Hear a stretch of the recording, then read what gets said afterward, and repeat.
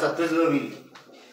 V tomto priestore mal jeden 55-ročný bujak nasilniť 28-ročnú kráľu Chvíľku. Podľa informácií ju mal bujak pozvať na kebab, aj na pivo. Lenže bujak sa zmilil, takže zmilil. Z informácií moje, ktoré viem, že tá kráva znasilnila toho bujaka. Bujak prišiel o psychiku. Leží teraz v Bardejove na číslo 13.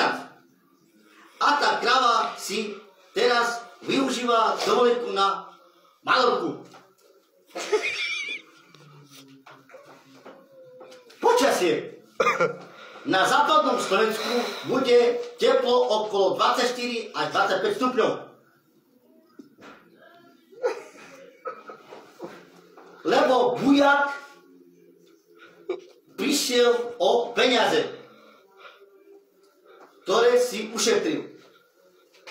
A na východe bude teplo okolo 29 až 30 stupňov, lebo tá krava toho bujaka ožobračila o 10 000 eur. Ešte si ja